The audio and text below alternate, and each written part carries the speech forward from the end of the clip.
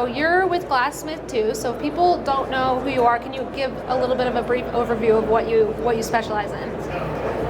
So yes, Glassmith2 is a little bit of a unique engraving business. I started out with sandblast engraving, sand carving, and then we added our epilogue laser, and then another epilogue, and then fiber lasers, UV printers, kiln fire glass, stained glass, and just kind of kept going on and on. So with having so many different, I guess, machines that we had in-house, we kind of started specializing more so in custom awards and custom engraving markets. Yeah, wonderful. And so in that realm, in the awards and engraving, what are some of your top selling products, and then who's buying them? Who are your customers? So a lot of our customers have become local race companies. In, I think, 2009, 2010, we started doing awards for Ironman Triathlon as well. So we quickly became the official award supplier for Ironman North America. Okay. And then we also took over all of the Europe production as well. So we would produce for domestically in the US and then export to Germany for all the Europe awards.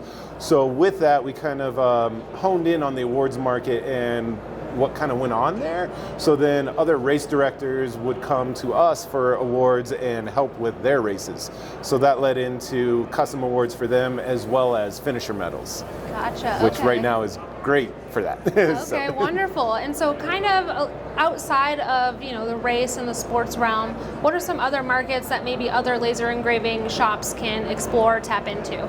Where can they sell their products? So it's kind of funny because everyone wants to know what market there is, but there is no defined market because anything you're into can be something for laser engraving, laser cutting. My kids got a betta fish, and now I'm looking at the aquarium tanks and how to alter them using laser cut acrylic because you can use that for the aquascaping lids and fixing problems there. So anything you're interested in or passionate about is essentially what your market can be. I like repeat business, so that's where the race awards and finisher medals are great because the events are every year, so then they're coming back to you and looking for that same quality and production time. So yeah, definitely. Definitely worth looking at. Absolutely. Awesome. So kind of backtracking just a smidge here, your grandfather was a glass etcher, so can you kind of explain how that impacted kind of where you are today and your business? So my grandfather was Wiley Smith. He passed away now.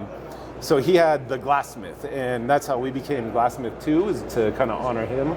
And so we grew up, my sister and I grew up always seeing his engraving, going to his shows. So like the Denver Botanical Gardens, the first thing I remember of that place is going to my grandpa's booth and just seeing it and being mesmerized by what he was doing in the space he was in.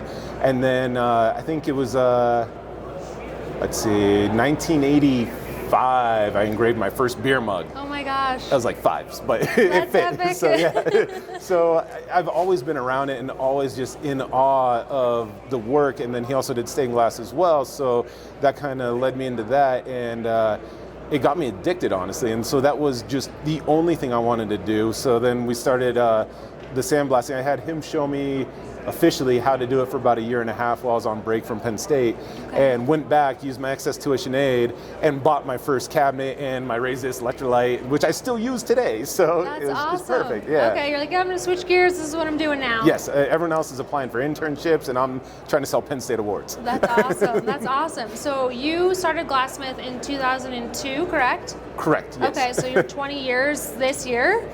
It's yes. huge. That's a huge accomplishment. So obviously you've seen your fair share of challenges in those 20 years.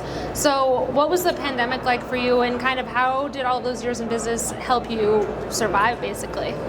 So I guess it kind of ties back to everything is your market idea. So if you have that mindset, you're not stuck on the one thing. So say you only did awards and the pandemic hit and it shut down all the awards, then you're kind of done. So with that mindset, we pivoted as fast as possible, and knowing that you had to be essential to be open, and seeing there was a need for the face shields for hospital supply chains, we teamed up with Make for Colorado, make for COVID, and then supplied all the hospitals with the PET G supply as well as the face shields for them. Okay. So then with that, we also teamed up with the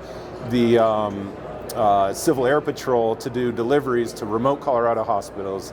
So everybody got supplies. So kind of being able to quickly pivot and see other opportunities in other areas and open to try it is key. Definitely. And so kind of on the topic of pivoting a little bit, so you actually own another business called GS2 Awards, and that is on the wholesale supplier side. You offer products, acrylic sheet and wooden sheet as well. So kind of how did you decide that you wanted to be on both the shop side and the supplier side, and what has that been like? So it's fun. I love it. I wanted to make the pivot because we got to a point where we felt like we knew so much about what we were doing and the processes that we were using that it almost felt like we were trying to protect a trade secret, which is against everything in my heart. So I wanted to teach everyone else how to be successful, profitable, and kind of guide them along the way as well. So with that, and all of the, industry connections that we've had and supplier connections, it made sense for us to be able to offer everything that's been tried and true to our now new customers and guide them on how to do it right and help them be as successful as we were. Yeah, definitely. So I love it. Awesome. Yes. Yeah, and you probably have a little bit of a unique experience. So what have you learned about each side being on both sides? You have a look behind the supplier side and a look behind the shop side. So what have you learned, and how has it changed maybe how you have interacted with your customers? So it was great starting out as a true engraving shop because we know the deadlines, we know the stresses that happen, we know my laser's not working at 3 a.m. What do I do? And so I actually, the Facebook page that we have for GS2 Awards, if you message it at 3 a.m., my phone goes off and I reply to you. So having that little lifeline is key to help everyone. So with that, that's always kind of helped there. But then also as far as being on the supplier side, it's a lot more interesting seeing the supply chain side from 6 to 7, 8 months out. And with say like Birch right now, we're already looking at our Christmas supplies and levels and making sure that we don't run out of stock for that. Right. Whereas with the engraving side, it's more so 1 to 2 months out that you're looking. So now we're almost 7, 8 months. Right, definitely. And then you had kind of mentioned when we were scheduling this interview that it was a little bit more difficult than you had initially expected to be running both sides of the business. So can you kind of tell me about some of the difficulties you've had in expanding and then how you've been able to manage those? Working on that. Yes, fair enough. One of the hardest things is that having essentially kind of two businesses in one roof, we're running out of space. And there's not really any, my wife's face, there's not really any extra warehouse space readily available around us. So we are trying to figure out how to, instead of use floor space, build up and go with pallet racking and kind of creatively combat it until we can move into a larger unit and kind of grow that way. Definitely. So Learning process unique. Still, yes. Yes, you're always learning. Right? It will never stop. Absolutely. As soon as you think you have it down, you'll switch materials, you'll switch segments, you'll buy a UV printer or a sublimation machine or like Radian's Galvo fibers. They're amazing, but then you're restarting your curve and opening up so many more doors, so it never stops. Right, absolutely. And so for shops that maybe are looking to expand, maybe not necessarily into the wholesale side, but just add another arm to their business or take on new equipment, what advice do you have for them as they expand?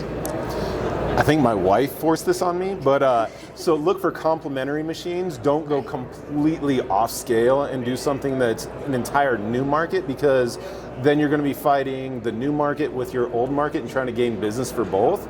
If you have a laser and you add UV printing or sublimation, you can complement what you're already doing and then expand your product line and still target your same customers, but maybe with more items and gain more sales off of that. Right. So it kind of, was it like don't burn the candle at both ends? Right, absolutely, absolutely. Awesome. Well, that's all I have for you today, but if people want to connect with you, maybe get in touch, ask questions, where can they find you and do that? So like I said, we're always on Facebook. I feel like I'm too old to say that now. That is completely okay. So GS2 Awards on Facebook, and then you can also email us info@Glassmith2 for the engraving side, and sales at GS2 Awards for the other side. But if you have questions, we're always happy to help. We want everyone to succeed and kind of teach you the correct ways to process and process safely. So. Yeah, awesome. Well, thank you so much. Oh, yeah, I really no problem. appreciate Thank it. you.